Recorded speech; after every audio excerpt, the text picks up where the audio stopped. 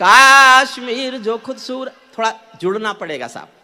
काश्मीर जो खुद सूरज के बेटे की राजधानी थी, डमरू वाले शिव शंकर की जो घाटी कल्याणी थी। काश्मीर जो भूमंडल का स्वर्ग बताया जाता था, जिसकी मिट्टी को दुनिया में अर्घ चढ़ाया जाता था। काश्मीर जो भारत माता की आंखों का तारा था। काश्मीर जो लाल बहादुर को प्राणों से प्यारा था। काश्मीर वो डूब गया था अंधी गहरी खाई में, फूलों की घाटी रोती थी मरघट की तन्हाई में, फूलों की घाटी रोती थी।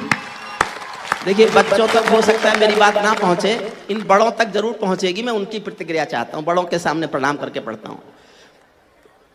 अंधी गहरी खाई में फूलों की घाटी रोती थी, अंधी गहरी खाई में। ये अग्नि गंधा मौसम का बेला था, ये अग्नि गंधा मौसम अलबेला था। गंधों के घर बंदूकों का मेला था। मैं भारत की जनता का संबोधन हूँ, आंसू के अधिकारों का उद्बोधन हूँ। इसीलिए दरबारों को दर्पण दिखलाता फिरता था, इसीलिए दरबारों को दर्पण दिखलाता फिरता था। मैं घायल घाटी के दिल की धड़कन गाता फिरता था, मैं घायल घाटी के दिल की धड़कन। हमने नारों में गाया था सब कश्मीर हमारा है, बचपन से नारे लग रहे हो कश्मीर हमारा है, कश्मीर हमारा है। हमारा तो क्यों चिल्ला रहे हो? एक बाप के 4 बेटे होते तो नारा लगाते, सुने कभी आपने कि हम भाई भाई हैं, हम भाई भाई हैं, हम भाई भाई हैं? नारा लगा रहे हैं तो समझ लो नहीं है। और इस देश में बेईमान नारों की भरमार है। जानते हो एक बेईमान नारा क्या है? हिंदू मुस्लिम सिख ईसाई आपस में है भाई भाई। इस नारे में इतनी बड़ी बेईमानी छिपी है, अगर मैं आज आपको बता दूं तो आज के बाद ये नारा नहीं लगाओगे आप कभी। सुनो इसमें कहां है बेईमानी। हिंदू मुस्लिम सिख ईसाई आपस में भाई भाई, आपस में हिंदू हिंदू के, मुसलमान मुसलमान के। बहुत बढ़िया दादा, आपस में एक दूसरे के कहां।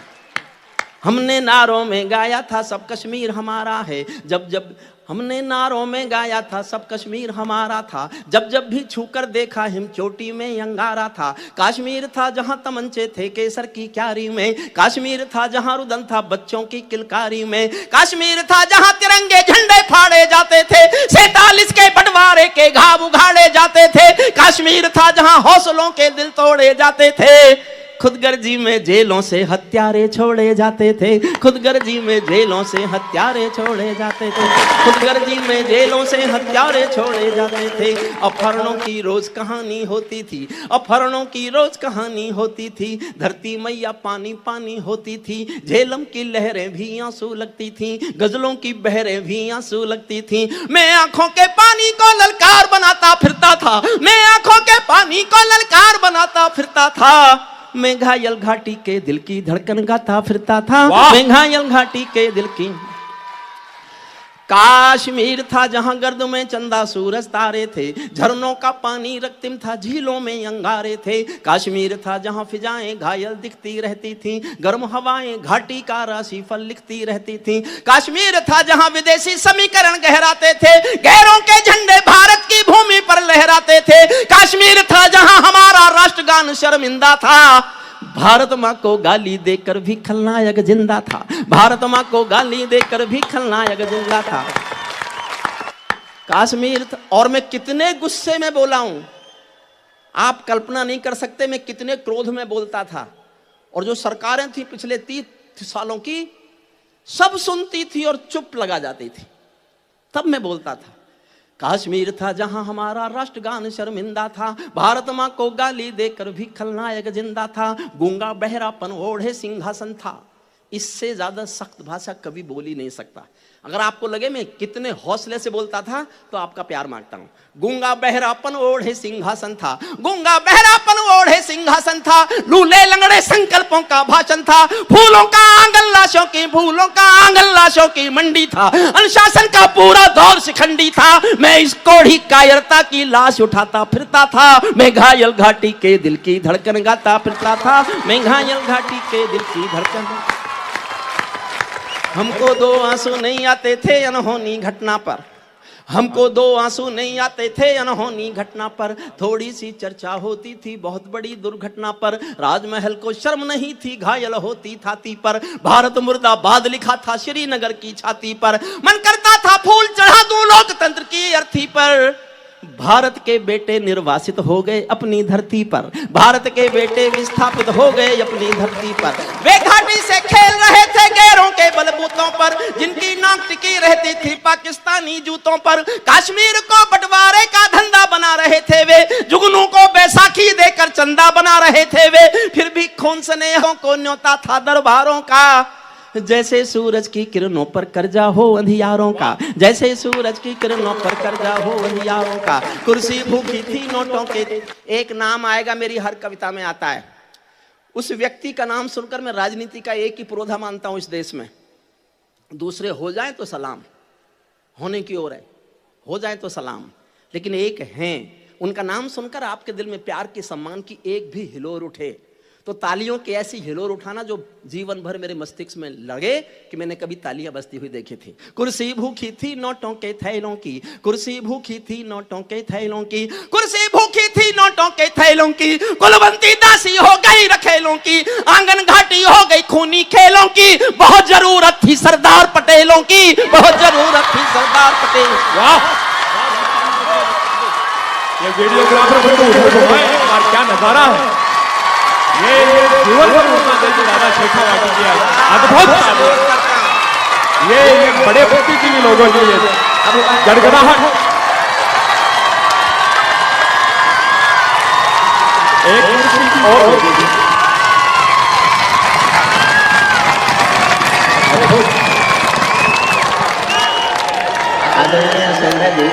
आज तो मुझे आप जी भर के सुना लें दो, क्योंकि मैंने शायद जीवन में इतना अच्छा अनुभव कभी जिया नहीं कविता सुना। अद्भुत अद्भुत।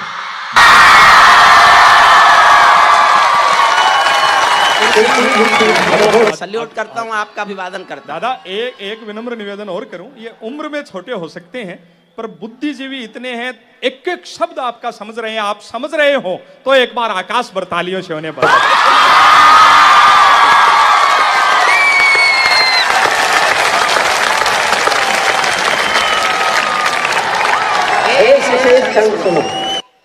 मैं 2 दिन पहले बेंगलोर था तो मेरे मुंह से निकल गया, मैं बहुत जोश, कोई व्यवस्था बनाने के लिए नहीं जाएगा, मेरा हाथ जोड़ के निवेदन है। मैं इन बच्चों पे गुरूर करता हूं, घमंड करता हूं, जिनको आपके अनुशासन की आवश्यकता नहीं है।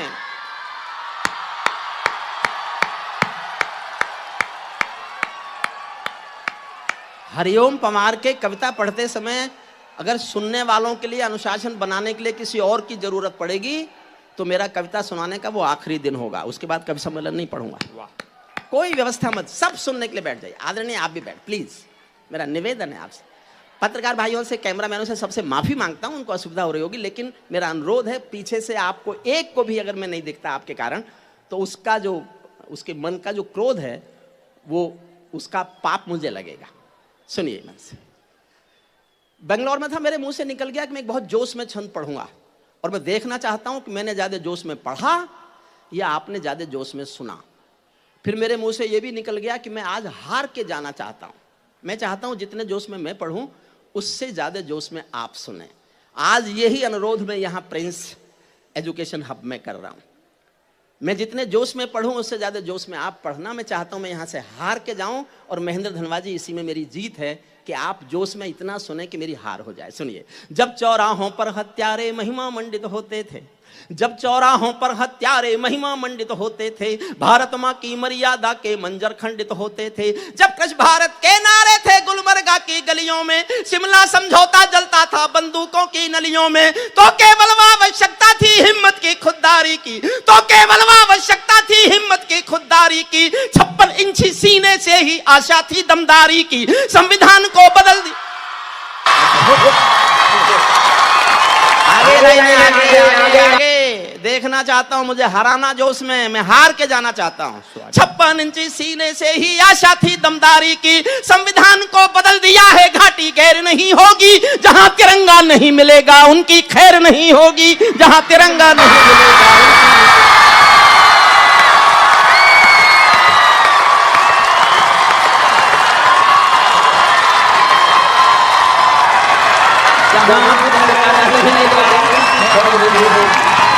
ये भावनाएं हैं इनकी।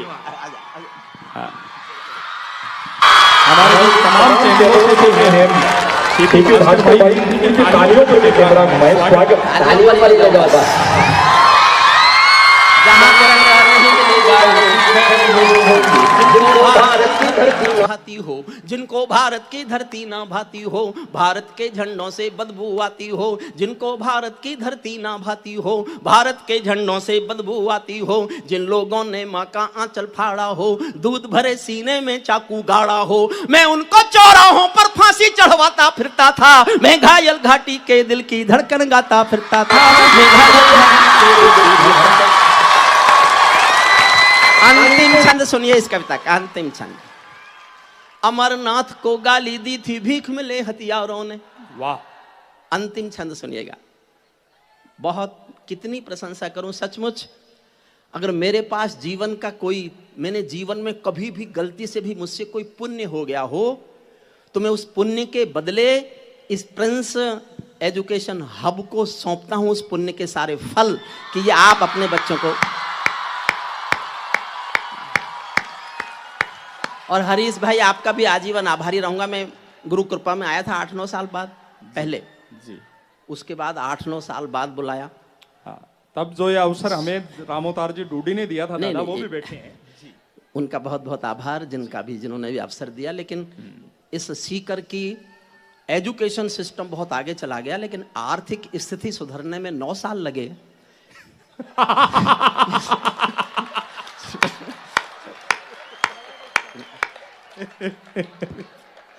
अमरनाथ को गाली सुनना, जुड़ना मुझसे। अमरनाथ को गाली दी थी भीख मिले हथियारों ने, अमरनाथ को गाली दी थी भीख मिले हथियारों ने, चांद सितारे टांक लिए थे खून लिपि दीवारों ने, इसीलिए नाकाम रही थी कोशिश सभी उजालों की, क्योंकि ये सब कठपुतली थे रावलपिंडी वालों की, क्योंकि ये सब कठपुतली थे रावलपिंडी वालों की। अंतिम एक चुनौती दे दो सीमा पार पड़ोसी को, फिर देखना चाहता हूं जोश। अंतिम एक चुनौती दे दो सीमा पार पड़ोसी को, गीदड़ का यरता ना समझे सिंहों की खामोशी को, हमको अपने खट्टे मीठे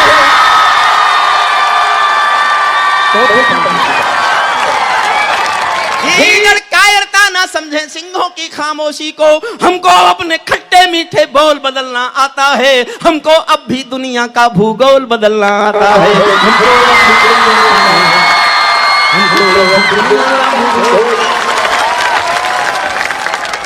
अब सुनिए, भारत माँ को सोने दो, सो गई होगी। अब मैं आपको थोड़ा सा और आगे आइए, स्वागत। थोड़ा आप, काफी आप मुझ तक आगे, थोड़ा सा और आइएगा। एक बात अपने दिल पर हाथ रखकर सोचो, हमने एयर स्ट्राइक भी किया, सर्जिकल स्ट्राइक भी किया, आर्टिकल 370 भी हटा दिया, 35 से भी हटा दिया, फिर भी ये पड़ोसी हमसे डरता क्यों नहीं है? डरता नहीं है। 1971 में इंदिरा गांधी की पिटाई के बाद फिर ये हमसे कभी डरा नहीं डरा। कैसे डरता, कब डरता? मैं 2 लाइन सुना रहा हूं और ये तय करूंगा। इस तेवर को सुनने के लिए सीकर के प्रिंस एजुकेशन हब के बच्चे तैयार हैं, आदरणीय अतिथि तैयार हैं, तो मैं आगे सुनाऊंगा। 2 लाइन तय करेंगे कि इस तेवर को स्वीकारता है कि नहीं, और सीकर की धरती अगर इस तेवर नहीं स्वीकारती तो हिंदुस्तान में शायद इस तेवर को कोई भी नहीं स्वीकारेगा। 2 पंक्ति तय करेंगे कि आप इस कविता को सुनना चाहते हैं कि नहीं सुनना चाहते। आधे लोगों ने ताली बजाई तो आधी कविता सुनाऊंगा, चौथाई लोगों ने ताली बजाई तो चौथाई कविता सुनाऊंगा, और एक एक व्यक्ति का हाथ खुल गया तो पूरी कविता सुनाऊंगा। केवल 2 लाइन तय करेंगी। ये डरता कैसे? ये पाकिस्तानी गालों पर दिल्ली के चांटे होते, अगली लाइन तय करेगी कि कितनी सुनना चाहते हो कविता। ये पाकिस्तानी गालों पर दिल्ली के चांटे होते, गर हमने 2 के बदले में 20 शीश काटे होते।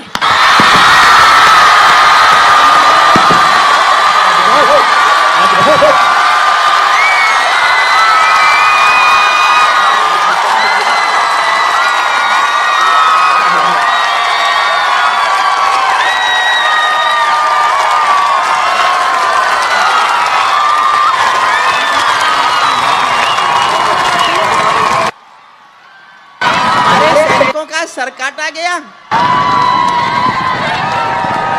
और हम बातचीत करते रहे। अपने सैनिकों का सर कट जाने के बाद हम बातचीत करते रहे। मैंने पूछा हरीश भाई से, मेरा छोटा भाई है लेकिन प्रज्ञा और मेधा और हास्य के महत्व में मुझसे अपना अधिक बड़ा है। मैं मानता हूं संसार में ओठों की हंसी देना, चेहरों पर मुस्कुराहट के हस्ताक्षर करना कई बार ओज और गीत से बड़ा काम है, मैं खुद स्वीकारता हूं। मैंने हरीश से पूछा, हरीश से एक बात समझ में नहीं आई, हमारे सैनिक का सर काट के पाकिस्तान अपनी सीमा में ले गया, क्या करेगा उसका? तो जो हरीश ने जवाब दिया, आपका बेटा है, अपने बेटे की प्रज्ञा और मेधा पर गर्व करना, घमंड करना कि आपका बेटा इतना बड़ा जवाब दे सकता है हास्य का कवि होने के बावजूद। इसने मुझे कहा, भाई साहब उसकी फौज कायर है। 1971 में 93,000 बंदूक डाल दी गई थी सैनिकों द्वारा। उस मुल्क की फौज आज भी कायर है। वो शायद अपनी कायर फौज को दिखाना चाहता होगा कि बहादुर हिंदुस्तानी फौजी बेटे का सर होता कैसा है।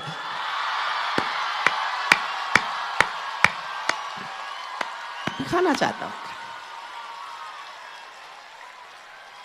साहब, मैं आजीवन ऋणी भी रहूंगा और याद भी रहेगा ये पल। मुझे 10 सेकंड और देना, 10 सेकंड। मैंने ये गुस्से में कविता लिखी, मेरे जीवन की सर्वाधिक गुस्से की कविता है। मैंने लिखी क्यों? 10 सेकंड की कहानी सुनना। एक इतनी बड़ी भीड़ कहानी सुन ले। आप किसी बड़े से बड़े संत महात्मा का प्रवचन सुन लेना, उसमें इतनी शांति नहीं होती। हिंदुस्तान के किसी भी नेता की सभा में इतनी बड़ी शांति नहीं होती। कवि सम्मेलन के लिए आपने नए अर्थ दिए। आप चाहे तो जोगेंद्र जी के जन्मदिन पर, चाहे डॉक्टर पीयूष जी के जन्मदिन पर हर साल का एक फिनोमेना बनाइए। क्योंकि देखिए साहब, राजनीति के लोग यहाँ बैठे होंगे, मैं नहीं जानता किसी को, मैं सबको प्रणाम करता हूँ। किसी की सरकार हो, कांग्रेस की हो, भाजपा की हो, सपा की हो, बसपा की हो, यह सरकार का काम है कि देश कैसे खूबसूरत बनेगा, सड़कें कैसे खूबसूरत बनेंगी, मकान कैसे खूबसूरत बनेंगे, हवाई अड्डे कैसे खूबसूरत बनेंगे। यह सरकारों का काम है और सब सरकारें करती हैं। लेकिन इंसान कैसे खूबसूरत बनेगा, यह काम केवल साहित्यकार करते हैं, इसलिए उनको यह काम करने दीजिए।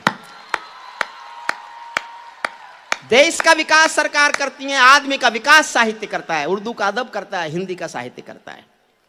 तो जो मैं कहना चाहता हूं, एक फिनोमेना बनाइए हर साल, किसी भी एक दिन अपने बच्चों को, क्योंकि आप सब कुछ कहीं से भी सीखना, अदब तो आप केवल साहित्यकारों से सीखेंगे, चाहे उर्दू के अदब से सीखें, चाहे हिंदी के अदब से सीखें, चाहे राजस्थानी भाषा के अदब से सीखें, मातृभाषा से ही संस्कार मिलेंगे आपको। एक पिंजरे में पालतू तोता था किसी के पास, छोटी सी कहानी है 10 सेकंड की, लेकिन बहुत बड़ी बात कहने जा रहा हूं। एक दिन मालिक ने तोते से कहा, मैं पड़ोसी गांव जा रहा हूं, मुझे उस गांव में कोई काम है, तुम्हारा खाना दिन भर का मैंने पिंजरे में रख दिया है, खा लेना। तोता बोला, मालिक उस गांव में तो मेरे गुरु रहते हैं। तो मालिक बोला, मैं क्या करूं? बोले, मेरे गुरुजी को मेरी राम राम तो बोल सकते हो, उस गांव में जा रहे हो तो। मालिक ने कहा, मिलेगा तो बोल दूंगा। मालिक पड़ोसी गांव गया, जाके पूछा, मेरे पिंजरे के पालतू तोते का यहां कोई गुरु है क्या? एक बूढ़ा तोता उठ के आया, उसने कहा, मैं हूं। तो उसने कहा, तो मेरे पालतू तोते ने पिंजरे से तुमको राम राम भेजी है। बूढ़े तोते ने सुना और मर गया। मालिक लौट के आया, तोते ने आते पूछा, मालिक मेरे गुरु मिले? मालिक बोला, काय का तेरा गुरु? मैंने तेरी राम राम बोली, वो तो सुनते ही मर गया। इतना सुनते ही पिंजरे का तोता भी मर गया। अब समझना मैं कहना क्या चाहता हूं। पिंजरे का तोता भी मर गया। जब मालिक ने पिंजरा खोला तो तोते की आत्मा कहती चली गई कि मालिक तुम समझे नहीं, मेरे गुरु ने मेरे लिए संदेश भेजा है कि जिसको आजाद होना है उसे मरना आना चाहिए। वाह! जिससे आजाद होना है, वाह! और ये कहानी मैंने इसलिए सुनाई, भारत 1947 में आजाद हुआ, लेकिन मैं दुख के साथ कहता हूं, फिर कभी एक साथ मरने को तैयार नहीं हुआ। खंडों में मरता रहा, खंडों में मरता रहा। कभी 62 में मरा, कभी 65 में मरा, कभी 71 में मरा, कभी करगिल में मरा, कभी बंबई में मरा, कभी संसद में मरा, कभी पठानकोट में मरा, कभी उरी में मरा, कभी करगिल में मरा। खंडों में मरता रहा। हमने कोशिश की है 5 अगस्त को कि हम एक बार मरने के लिए तैयार हो गए हैं। अब हमको जीना आएगा, हमको जीना आएगा। ये आतंकों के गालों पर दिल्ली के चाटे होते, गर हमने 2 के बदले में 20 शीश काटे होते, बार बार दुनिया के आगे हम ना शर्मिंदा होते, और हमारे सारे सैनिक सीमा पर जिंदा होते। और हमारे इस जोश में सुनना, मैंने रोकर भी लिखी है, जोश में भी लिखी है, और हमारे सारे सैनिक सीमा पर जिंदा होते। ये कैसा परिवर्तन है खुददारी के चरणों में, ये कैसा परिवर्तन है खुददारी के आचरणों में। सेना का सम्मान पड़ा था चरमपंथ के चरणों में, किसका खून नहीं खोलेगा सुन पढ़कर अखबारों में। सिंहों की गर्दन कटवा दी चूहों के दरबारों में, सिंहों की गर्दन कटवा दी चूहों के दरबारों में। और इस सवाल का जवाब जो मेरे दिल में है वो ही आपके दिल में हो तो बताना कि आप भी यही सोचते हो। बार बार की गद्दारी को भारत क्यों सह जाता है? ज्यादा संयम भी दुनिया में कायरता कहलाता है। वाह, ज्यादा संयम भी दुनिया में कायरता कहलाता है। हमने 70 साल खो दिए, हमने 70 साल खो दिए श्वेत कपोत उड़ाने में, खूनी पंजों के गिद्धों को गायत्री समझाने में। भैंस के आगे बीन बजाना बहुत हो चुका, बंद करो। खुद को बिच्छू से कटवाना बहुत हो चुका, बंद करो। नाक फनी पर बेला चंपा कभी नहीं खिलने वाले, पत्थर की आंखों में आंसू कभी नहीं मिलने वाले, पत्थर की आंखों में आंसू कभी नहीं मिलने वाले। बंदूकों की गोली का उत्तर सद्भाव नहीं होता, दाद देना मुझे जी भरकर। बंदूकों की गोली का उत्तर सद्भाव नहीं होता, हत्यारों के लिए हिंसा का प्रस्ताव नहीं होता। कोई विषधर कभी शांति के बीज नहीं बो सकता है, और भेड़िया शाकाहारी कभी नहीं हो सकता है, और भेड़िया शाकाहारी कभी नहीं हो सकता है। पीपल छाया मांग रहा था यूं की करके पेड़ों से। वाह, क्या किया हमारे नेताओं ने, और नेताओं ने क्या, मोदी जी तक ने नवाज शरीफ के घर पहुंच गए बिना बुलाए चाय पीने। मैंने मालूम कराया साहब क्यों, आप क्यों गए? बोले मैं तो तुम कवियों के मारे गया कि तुम मेरे खिलाफ कविता ना लिखो, मैंने कोशिश नहीं की शांति लाने की, मैं तो शांति लाने गया था। मैंने कहा मिल गई, ले आए। 135 करोड़ का नेता बिना बुलाए किसी के घर जाए तो कवि क्या लिखेगा? मैं झोपड़ी का बेटा हूं, गांव से उपमा उठा के लाया हूं। आप भी समझिए अपने को कि गांव की उपमा है ये। और मुझे कैसा लगा 135 करोड़ के नेता का किसी के घर जाना, उसके घर जो अविश्वसनीय है। पीपल छाया मांग रहा था यूं की करके पेड़ों से, जैसे कोई शेर सुरक्षा मांग रहा हो भेड़ों से। जैसे 70 साल का इतिहास एक लाइन में गा रहा हूं, एक लाइन में 70 साल। जैसे कोई पीपल छाया मांग रहा था यूं की करके पेड़ों से, जैसे कोई शेर सुरक्षा मांग रहा हो भेड़ों से, जैसे कोई मोती खोजे झीलों की गहराई में, हम कस्तूरी खोज रहे थे उल्लू की परछाई में। हम कस्तूरी खोज रहे थे, हम कस्तूरी खोज रहे थे, हम कस्तूरी खोज रहे थे उल्लू की परछाई में। दिल्ली वालों, दिल्ली रावलपिंडी वालों को सपने में काल दिखाओ तो थोड़ा सा दिखाया है अभी तो बस। रावलपिंडी वालों को जोश में सुनना, रावलपिंडी वालों को सपने में काल दिखाओ तो, भारत माता की आंखों के डोरे लाल दिखाओ तो, दिल्ली वालों ठोकर मारो दुनिया के हथकंडों पर, इजराइल से जीना सीखो अपने ही भुजदंडों पर। इजराइल से जीना सीखो, इजराइल से जीना सीखो अपने ही भुजदंडों पर। जिनके कारण पूरी घाटी जली दुल्हन सी लगती थी। देखो साहब, मैंने 40 साल निभाए कविता में, और मैं 40 साल से हिंदुस्तान के हर सिंहासन का स्थायी विपक्ष होकर जिया हूं। लेकिन अगर कोई ऐसा काम कर दे जो 40 साल में किसी ने नहीं किया, तो फिर मैंने कोई कसम नहीं खा रखी कि मैं किसी की तारीफ नहीं करूंगा। मैंने कोई कसम नहीं खाई थी ऐसी। मुझे कुछ ऐसा अच्छा लगेगा तो तारीफ करूंगा। सुनना, जिनके कारण तारीफ अच्छी लगे तो ताली बजाना, और आपको लगे कि मुझे तारीफ नहीं करनी चाहिए तो मैं आपका कहना सर माथे लेके जाऊंगा, कल से नहीं करूंगा। लेकिन आपको लगे जहां मैंने तारीफ की है वहां करनी ही चाहिए थी।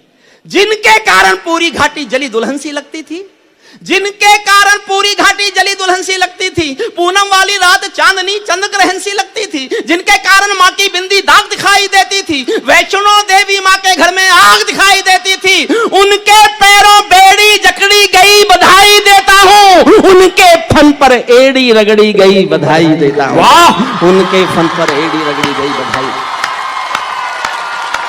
उनके फन पर एड़ी रगड़ी गई बधाई देता हूं। कश्मीर में एक विदेशी देश दिखाई देता था, कश्मीर में एक विदेशी देश दिखाई देता था, संविधान को ठुकराता प्रवेश दिखाई देता था। वे घाटी में भारत के झंडों को रोज जलाते थे, सेना पर हमला करते थे, खूनी फाग मनाते थे। हम दिल्ली की खामोशी पर शर्मिंदा रह जाते थे, भारत मुर्दाबाद बोलकर वे जिंदा रह जाते थे। वाह! भारत मुर्दाबाद बोलकर वे।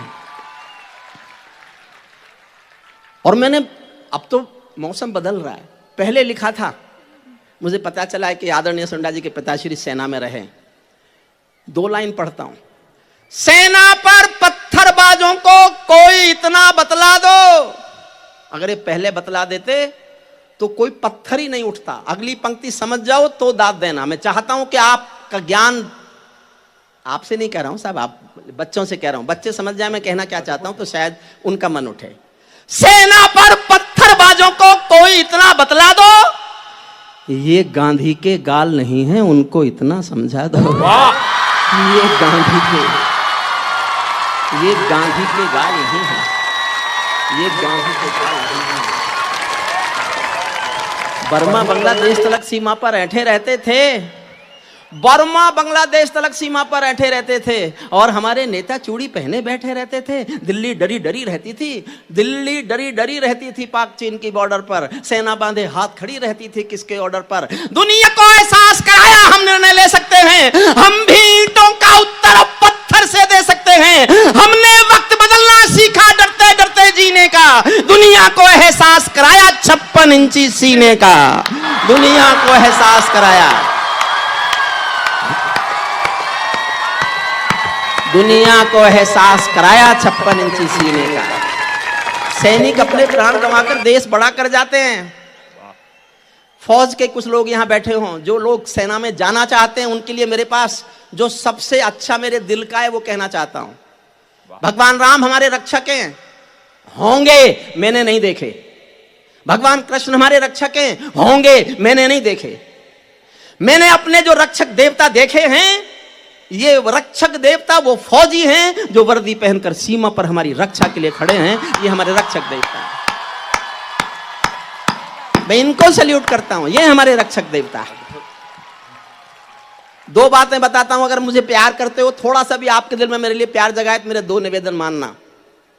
आपके आस पड़ोस में कहीं कोई शहीद का परिवार रहता होगा, आप साल भर में छुट्टी मनाने जाते हैं, पिकनिक जाते हैं, ये विद्यालय काम ले सकता है, अपने बच्चों की एक पिकनिक पार्टी बनाए और एक शहीद के परिवार में 1 साल में 1 बार उसका हालचाल पूछने जाए कि वो कैसे हैं, ताकि उनको लगे कि देश उनके साथ है। और एक और निवेदन करके जा रहा हूं, आपको कहीं भी कभी भी बस अड्डे पर, सड़क पर, रेलवे स्टेशन पर, हवाई अड्डे पर कोई फौजी वर्दी में जाता हुआ दिखाई दे, चाहे सैनिक हो चाहे अधिकारी, उसको खड़े होकर ताली बजाकर एक बार सम्मानित करो, ताकि उसको लगे देश उसके साथ। सैनिक अपने प्राण गंवाकर देश बड़ा कर जाते हैं। और साहब, मैंने नेताओं पर इससे ज्यादा सख्त कुछ नहीं लिखा, और मैं एक पढ़ा लिखा कवियों जैसा इसने बताया, ये तो आपको लगा होगा हंसी भी कर रहा है। नहीं। जो बहुत पढ़े लिखे लोग हैं वो जानते होंगे, मैंने आज से 25 साल पहले LLD कर ली थी। इसने फोन करके पूछा, भाई साहब क्या किया? मैंने कहा LLD, तो मुझसे बोला B.Ed नहीं कर सकते थे क्या? मुझे उस दिन पता चला इसने बिहार में टॉप किया है। मैंने बहुत चालाकी से एक लाइन लिखी है, मेरे जीवन की नेताओं पर लिखी सबसे कड़वी पंक्ति है, और इतनी चालाकी से लिखी है कि नेताओं की समझ में आए ही नहीं, और आए तो इतनी देर में आए जब तक मैं निकल जाऊं वहां से।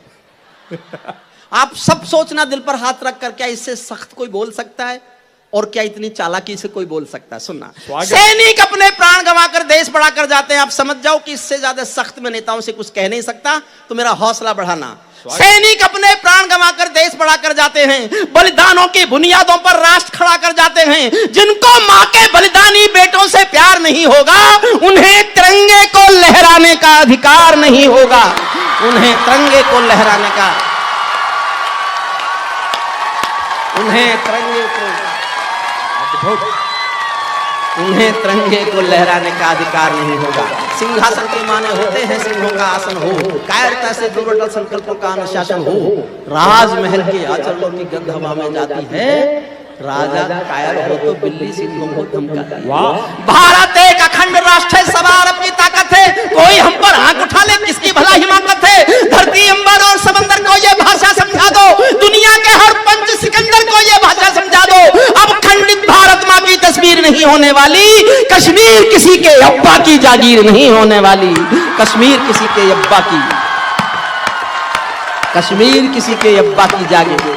अंतिम पंक्तियां और सुनना इस कविता की, और कोई उठना मत साहब। इस कविता को खत्म करके, मेरी केवल एक 4 मिनट की कविता है करगिल के शहीदों पर, उसको बिना पढ़े मैं अपना कविता पाठ पूरा नहीं मानता। केवल 4 मिनट, इसके बाद ये खत्म करता हूं। सुनना, हर संकट का हल मत पूछो आसमान के तारों से, समझना। हर संकट का हल मत पूछो, बिटियां वापिस आओ, बिटियां वापिस आओ, वापिस आओ। ये पार्लियामेंट नहीं है जिसका मन करेगा उठ के चला जाएगा।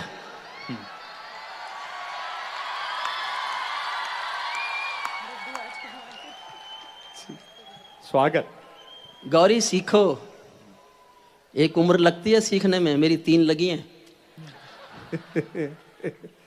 हर संकट का हल मत पूछो आसमान के तारों से, सूरज किरणें कब लेता है नभ के चांद सितारों से। पंचाली के चीर हरण पर जो चुप पाए जाते हैं, इतिहासों के पन्नों में वो सब कायर कहलाते हैं। इतिहासों के पन्नों में वो, और गंभीर बात कह रहा हूं, कुछ ही बुद्धिजीवी लोग समझेंगे। ये युद्धों का परम सत्य है, पूरा जगत जानता है। लोहा और लहू जब लड़ते हैं तो लहू हारता है। जो खूनी दंशों को सहने वाला राजवंश होगा, या तो महामूर्ख होगा या कोई परमहंस होगा। वाह! या तो महामूर्ख होगा या कोई परमहंस होगा। बढ़ते बढ़ते कोई फड़ा जब नासूरी होता है, उस फोड़े में चीरा लगना बहुत जरूरी होता है। उस फोड़े में। और साहब एक अनुरोध और करता हूं, मैं कविता समाप्त कर रहा हूं। मैं पूरे हिंदुस्तान के बेटे बेटियों से अनुरोध करता हूं कि कश्मीर के बेटी बेटियों को एक एहसास दिलाओ, अपनी बाहें फैलाओ, उनसे कहो हमने कश्मीर नहीं लिया, हमने हिंदुस्तान कश्मीर को दिया है। हिंदुस्तान दिया है हमने कश्मीर को। तुम्हारा फलक बड़ा किया है, तुम्हारा आकाश बड़ा किया है।